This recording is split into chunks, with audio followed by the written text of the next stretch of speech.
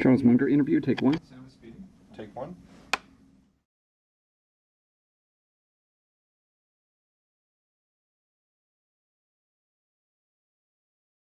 When I went back in 1959 to wind up my father's law practice, mutual friends introduced us.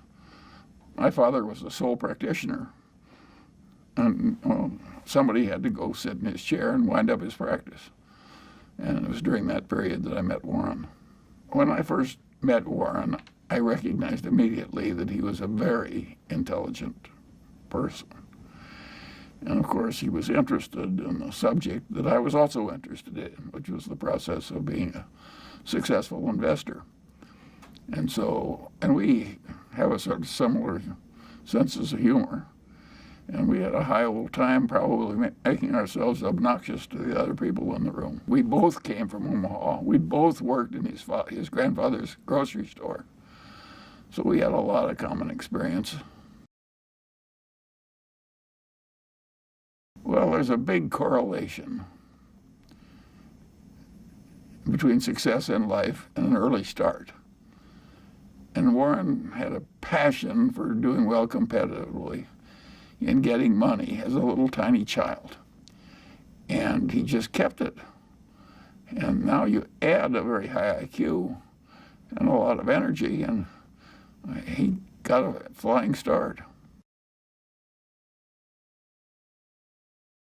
Well, he was an old Graham Newman follower, and he'd made a lot of money buying thinly traded securities that were incredibly cheap statistically.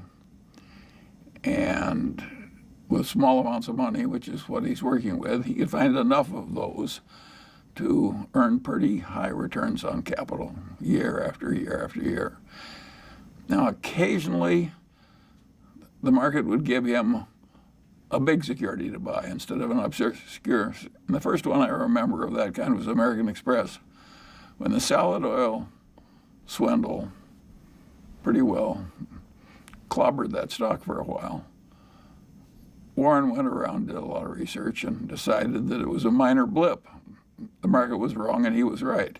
So he bought a big A-rated security and made a lot of money. But mostly he was buying more obscure securities that were incredibly cheap. Well, he always said it was less distracting to be there among all the rumors and action in Manhattan. And I would say he was making most of his money in a very solitary fashion, just by sifting a lot of data and thinking a lot. And he could do that as well in Omaha as he could in Wall Street, in fact, better. I've never known anybody in a long life who liked criticism. Zero. So I'm sure Warren didn't like criticism. He taught a course on investments at the University of Omaha. And in that course, he criticized certain common practice in the over-the-counter securities market, where securities firm often met an old lady in church and then sold her stock in a utility with a 5% markup that was sort of hidden. And Warren thought, well, that was dirty and cheating and inelegant. And of course, when he talked that way in his university course, some of the people that were doing it hated him. And so he got private criticism. People tried to keep him out of clubs and stuff like that. If he'd bought it in his partnership, which he owed more of, he would have made a lot more money. And as it worked out, he made billions and billions of dollars for a bunch of people he didn't even know.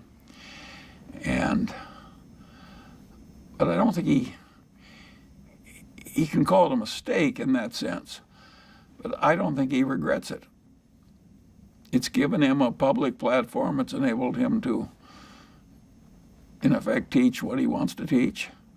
No, I think if you offered him to live his life over and said you can go back and buy National Indemnity in your partnership instead of in Berkshire, I don't think he'd do it. One of the reasons Warren's successful is he's brutal in appraising his own past.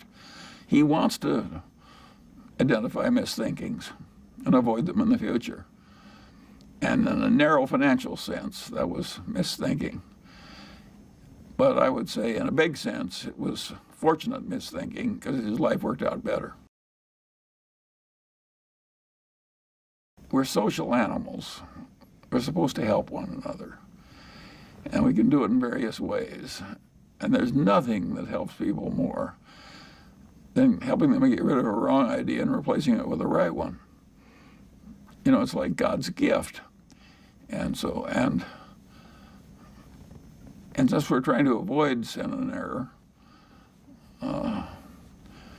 helping other people avoid it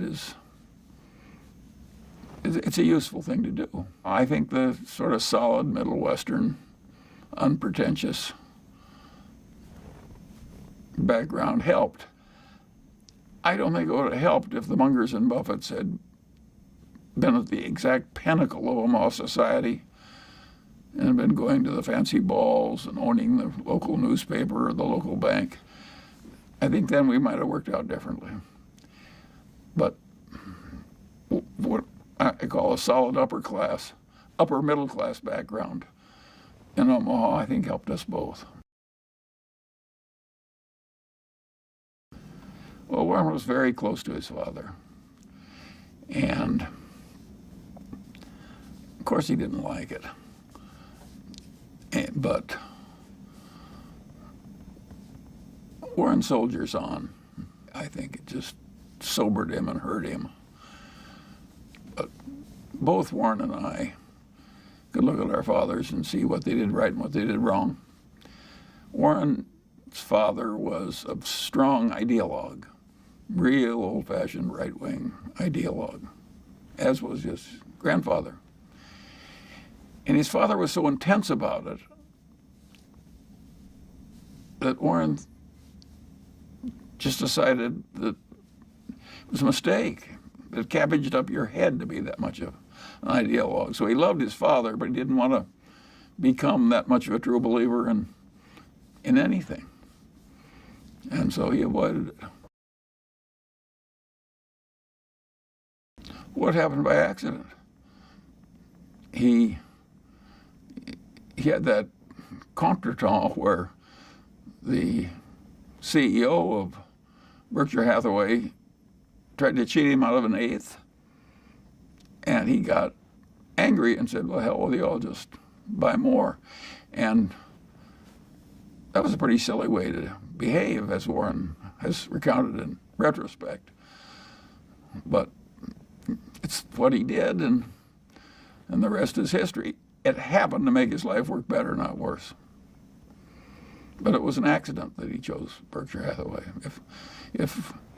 If the chairman hadn't tried to cheat him out of an eighth on an $11 price, there wouldn't have been any Buffett-Berkshire Hathaway history.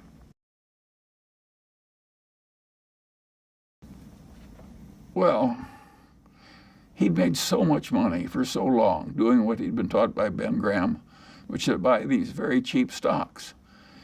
And if they were cheap enough, he didn't care if it was a lousy company and a lousy management. He knew he was going to make money anyway just because of the cheapness. And I always knew that would be self-limiting. That would only be available for a while and then it would go away.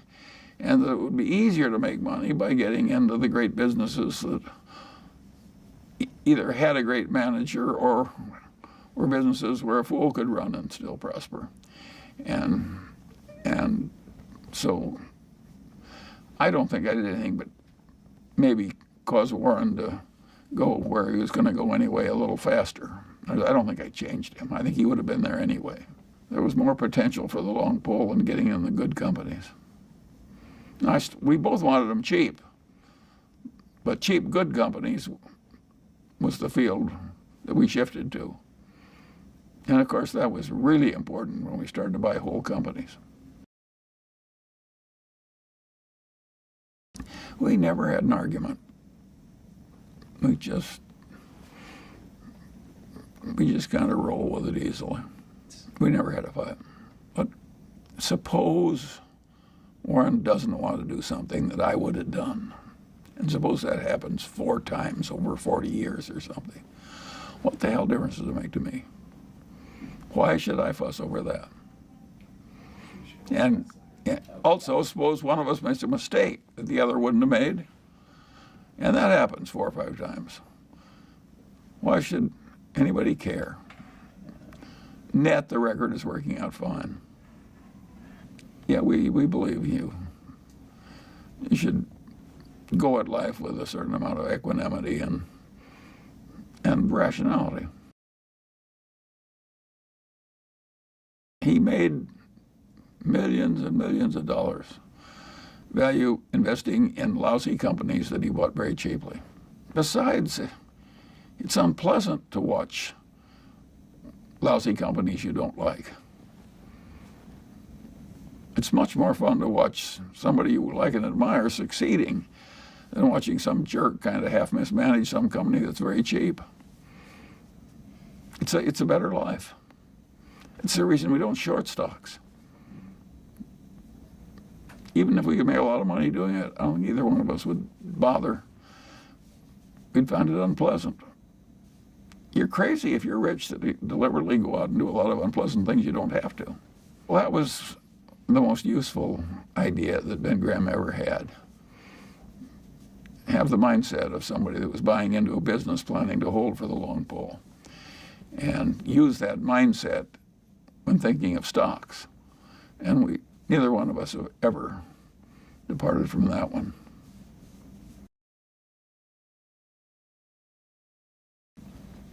Well, remember, Warren had a long history of buying stocks below working capital per share, hugely cheap securities. And by definition, they were all pretty lousy companies. And in Seas, we bought a really good company. In its field, it was the best in its part of California, which is pretty much all of California. And it had a wonderful product, a wonderful reputation, and so on. And it had a powerful trademark and a good culture. And we bought that and made so much money. It just was eye-opening how important these brands were. I don't think that Warren would have made all the money that Berkshire made in Coca-Cola if he hadn't bought Seas. He learned. The record of Berkshire Hathaway and the record of Warren Buffett is a record based on continuous learning.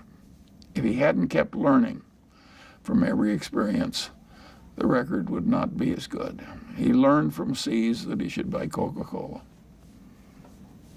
You really can understand the power of a brand more when you buy something very cheaply and you're starting getting 300% per annum on your investment in cash. That draws your attention. The brand can be very important. Well, what really makes it work is the business school term is durable competitive advantage, which is a pretty good term. You really want an advantage that, nourished without overwhelming skill, will keep working for you for a long, long time. You want to avoid a business which is just so brutally competitive that nobody does well over the long pull. We've bought some businesses that looked pretty good to us that turned out to be pretty bad.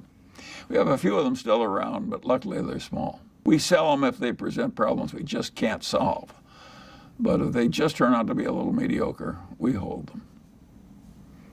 We're not going to play gin rummy with the people that are part of our lives. He was just like me. He didn't improve much at all for decades. We were pretty good, but not really good. And then he really started working at it and working with somebody who was a world champion. And he is really quite good now. Whereas I have stayed the same. Well, we found out what had happened because we were on the board. And that's another example of a mistake that finally worked out pretty well. We never should have bought into Solomon. It was too much trouble. It was too much danger. It was too much involvement. And Warren would have probably made more, even though the investment finally worked out well. It caused a lot of agony, and Warren would have made more money some other way, better. So it was another mistake that worked out well. But the crisis, once we were on the board, the company could have gone under. It was a very serious, exciting crisis with crucial meetings. And if Nick Brady, the Secretary of the Treasury, hadn't relented on a key point, Solomon might have gone under. And he went with Warren because he trusted him, and it saved Solomon. It shows how having a good reputation is really helpful in life. The interesting thing about that is Nick Brady's family had owned stock in Berkshire when it was a textile company. And he, when he was at the Harvard Business School, determined it was a lousy business, and he had his branch of the family sell out. The other branch of the family stayed, and the guy got to like Warren when he came on the board, and he was kind of a stubborn New Englander, and he held all his shares in this lousy, failing business. And of course, he became enormously rich, whereas Nick Brady, who made the correct decision to get out of a lousy business, watched his relative who knew less and hadn't gone to business school and so on, made this great fortune. Life is full of little ironies like that one. I don't think it bothers Nick Brady. He's a pretty mature fellow. But it was one of those crazy quirks of life. Well, if you start with a bunch of lousy businesses, which is what we started with, but we're going to wring a fair amount of cash out of those businesses.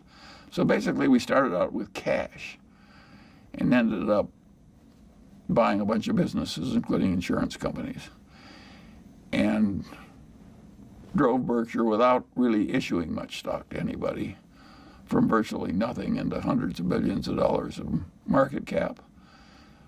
Nobody else has a record like that.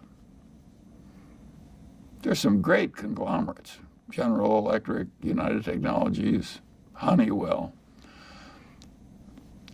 but nobody has a record like that. If you're in a big bureaucracy, it can't change. It's just too hard. So you may say, well, I'd like to operate that way with no overhead and just a few people at headquarters and quick decisions that are good. But they're locked into a procedure like the Army or Navy with lots of meetings and people, and they just can't get to where we are from where they are. And they know that, and so they just shrug their shoulders. If some people can do way better than I do by that method, why, God bless them. I don't envy them because I can't follow them. Well, I think the modern Berkshire is pretty much all a reflection of Warren. The businesses that he started with are gone. Most of them died under him. And so he's created Berkshire with nothing but a small bit of starting money. Well, we used to have just 30 people in a cafeteria, and now we have this huge public spectacle. But I think it's helped the company. The big spectacle meetings. It's helped the teaching part of Warren's personality. I think it's been very good for us. Remember, Warren used to volunteer as a teacher at the University of Omaha. He likes a certain amount of this. He would hate doing it all the time. No, I think Warren has his life just the way he wants it, including the annual meeting. Celebration is part of making a group of people work well together. It's a celebration.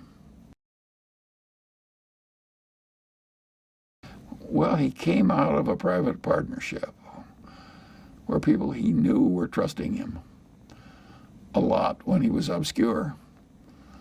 And he had his relatives in the partnership, and they were not rich. So he always had a good stewardship idea, and he just, as it got bigger, started treating everybody else the way he treated his relatives. That is a very good idea. I have a name for it. I call it extended Confucianism. It's a very good idea to extend your Confucianism, certainly to suppliers and customers and so on. It's so powerful. I constantly talk about Berkshire, a seamless web of deserved trust. It's such a simple idea. And then bureaucracy has so much dysfunction and evil buried in it, even when the people in the bureaucracy are not awful people. That running a system that has practically no bureaucracy at headquarters is hugely advantageous to Berkshire. I'll tell you how you do it. Have you ever seen a juggler juggle 25 milk bottles? How did he ever get to do that? The answer is he started with 1 bottle, and 2, then 3, and just kept doing it, and pretty soon he was at 25. And that's the way we did it. Now there's a limit.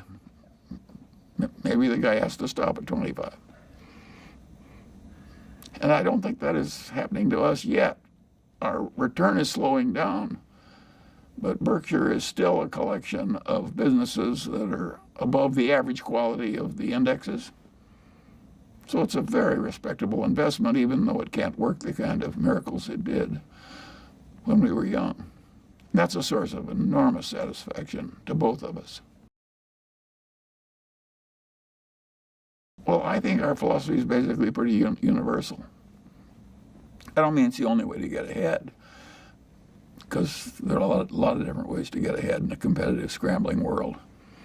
There are even some rogues that get ahead. I have always loved the statement of one of the popes about Cardinal Richelieu. And what the pope said was, if there is a God, Cardinal Richelieu has much to answer for. But if not, he's done very well. Well, there are a lot of people who succeed like Cardinal Richelieu.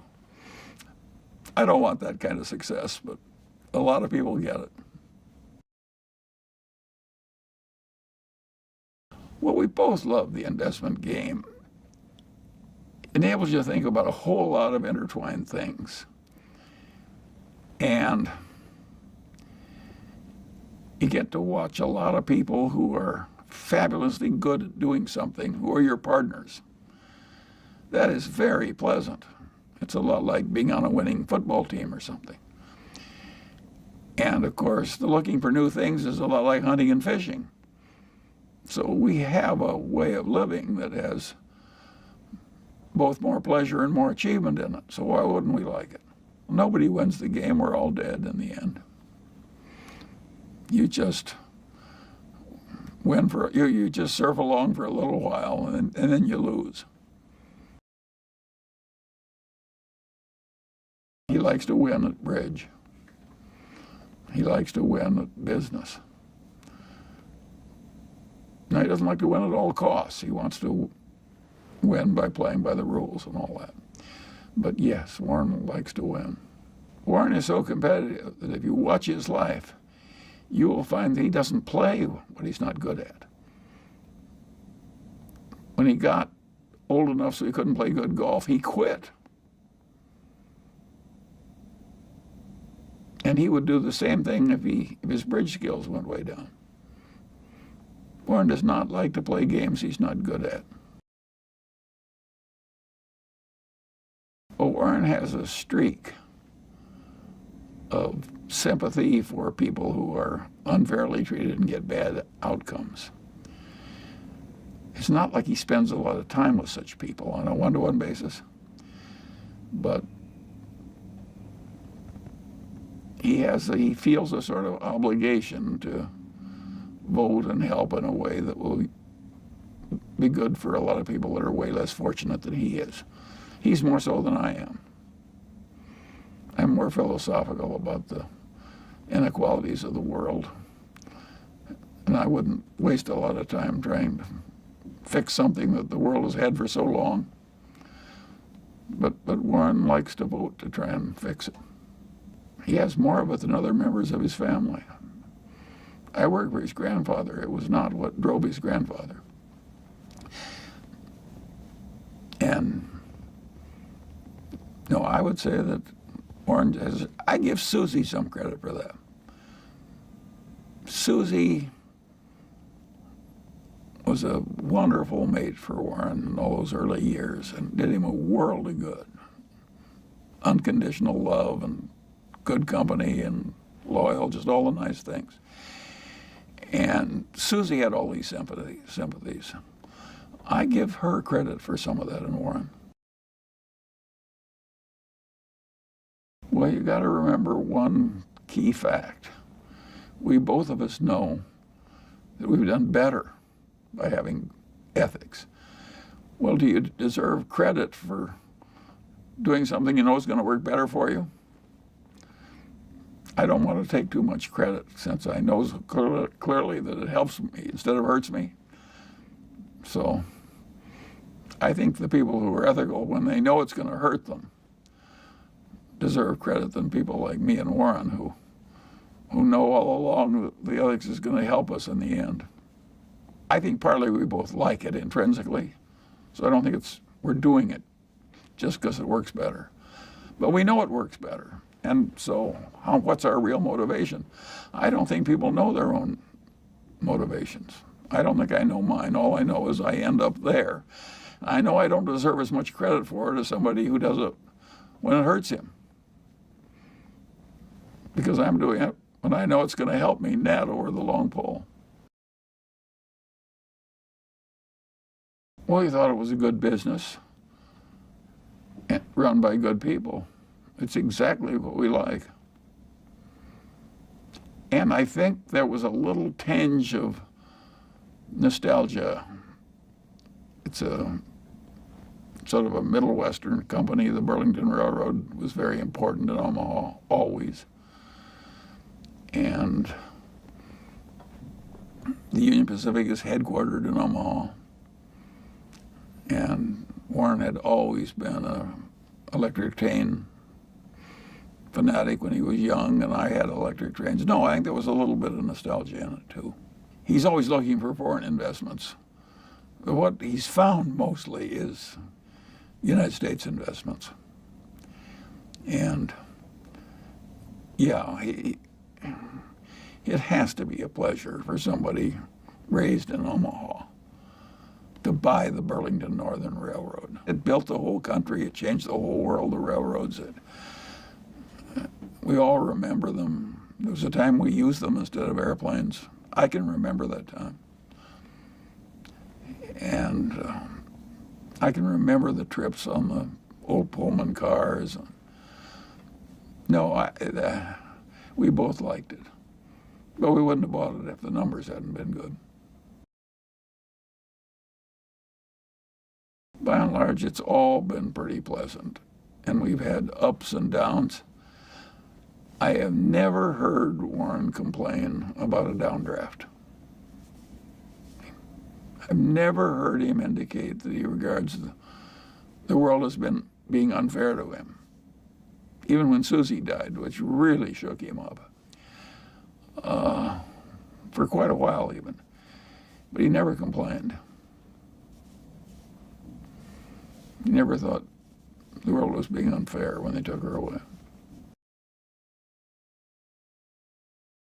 Some people just naturally complain, and other people are just naturally put their head down and sail through it, soldier through it. Warren and I believe in soldiering through without too much fuss. I have the theory that the dumbest thing you can do in life is to ever feel like a victim. And any politician that makes people feel like victims, I automatically dislike. I never saw any good to come of feeling like a victim. Even if you are a victim, I think it's a mistake. The Chinese were living in poverty, subsistence agriculture, in caves and so on, real poverty, hundreds of millions of them. And they worked their way out of poverty. And look at them now. How would it have worked if they said, no, we'll vote ourselves rich. We'll just raise the minimum wage. It's so much better to use the Chinese way. They just soldiered through and worked their way out. Well, I've always had the idea that if you pretty much knew all the obvious things you should know in pretty much all the disciplines, and used that knowledge routinely, and didn't go crazy or irrational or go into anger or resentment or a lot, that it would work very well. And so naturally, I've operated that way all my life. It was my way of getting ahead. I didn't get ahead by specializing. I got ahead by knowing the big ideas in all the disciplines. And that works if you're a wide-ranging investor, like me or Warren. It's not the way for most people to get ahead. And so we were very lucky to have the outcomes we did. I don't think either of us deserves huge credit for what happened. We're in the right place with the right family values, the right temperaments. And I'm sure we had some favorable breaks.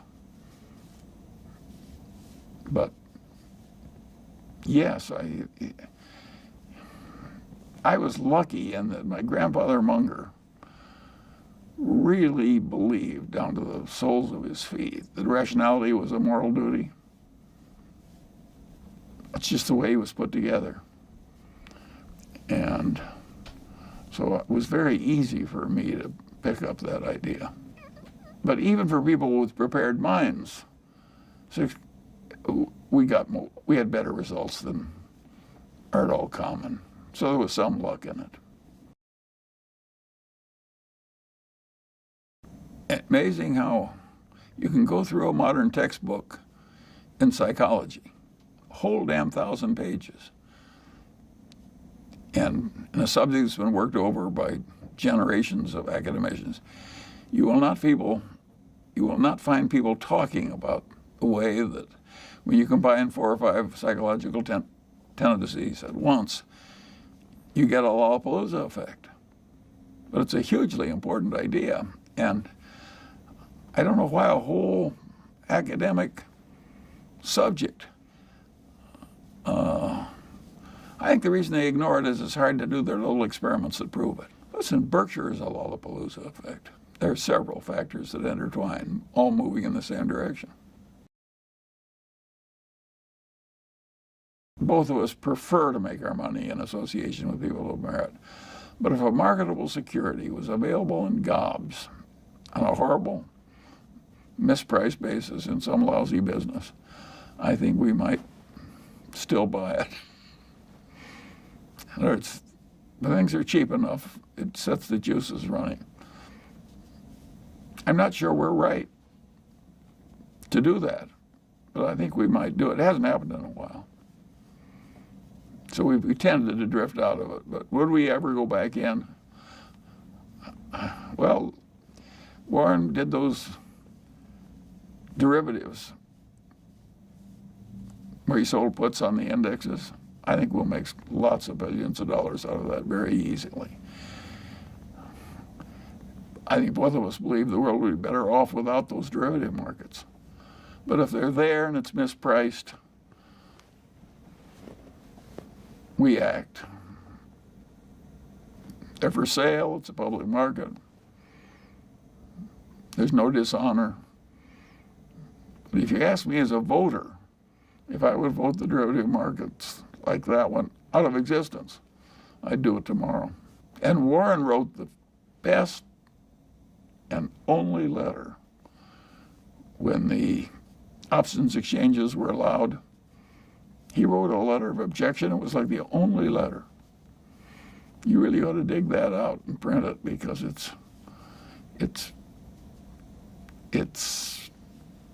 he was so right. And it was so early and nobody else was saying it. So anything about Buffett, ought to go back and get his letter about the derivatives in the option market. He said we don't need these. And even when 2007 came, nobody dug it up and played it up big. But you can do it. You probably should.